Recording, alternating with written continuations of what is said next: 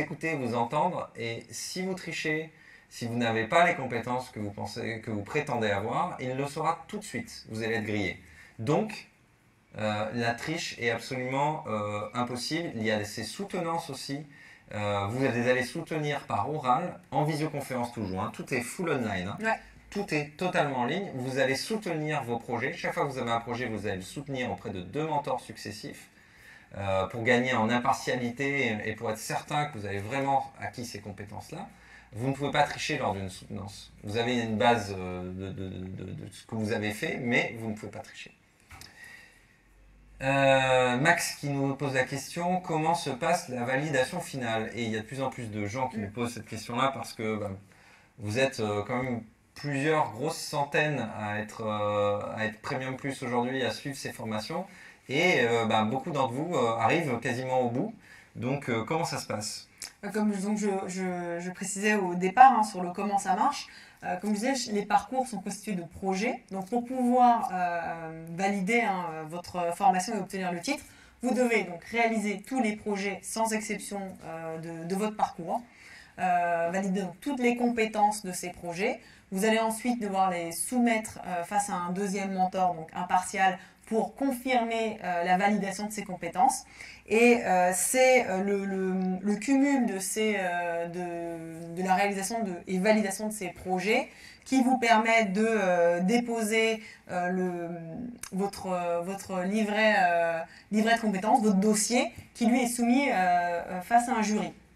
Le jury est composé donc, de professionnels du secteur, c'est-à-dire des salariés ou des recruteurs du domaine, du métier dans lequel vous souhaitez entrer, et de responsables pédagogiques soit de l'établissement partenaire quand on en a un, et aussi de l'équipe pédagogique Open Classrooms. Ok, très bien. Alors là, on arrive à une question, ça c'est une question essentielle. Essentiel, c'est quels sont les débouchés.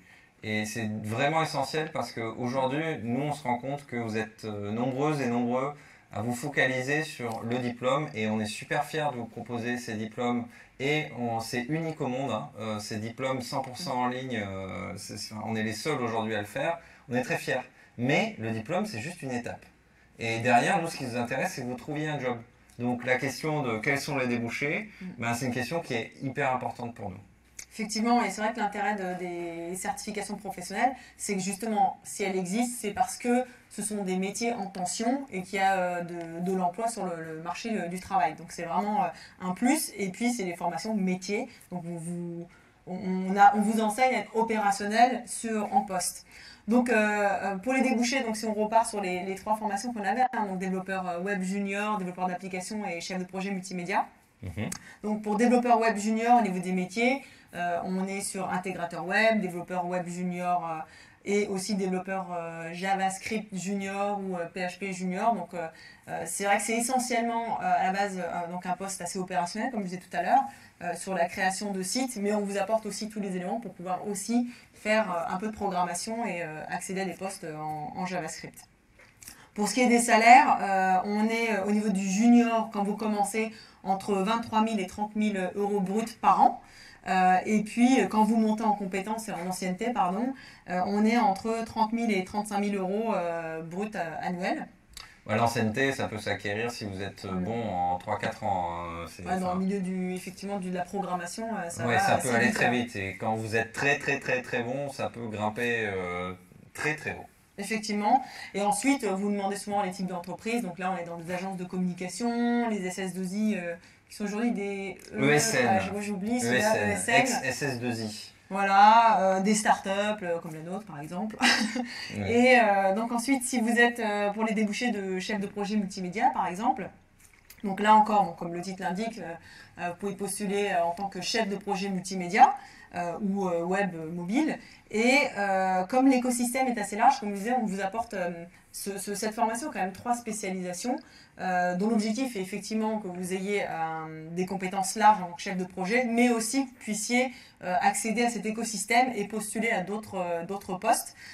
Donc si vous choisissez par exemple la spécialisation web, pardon, on avait vu tout à l'heure que c'était plutôt développeur front-end et back-end. Voilà. Et pour ce qui est de la spécialisation digital marketing, là on est sur des postes de social media manager ou community manager pour ceux qui connaissent un peu plus celui-là. Responsable acquisition, traffic manager notamment. Voilà. Et puis pour ce qui est de la spécialisation design, là on est plutôt sur des postes d'UX designer concernant le design d'interface. Voilà. Et pour ce qui est des salaires, on est plutôt sur un range de 35 000 à 45 000 euros brut par an. Et évidemment, plus vous avez d'ancienneté dans ce domaine, et le salaire peut être encore plus élevé. Et puis ça dépend aussi des structures. Donc là aussi, vous pouvez travailler soit pour des PME, des grandes entreprises, des startups, des agences de communication. Effectivement. Ouais. Donc voilà.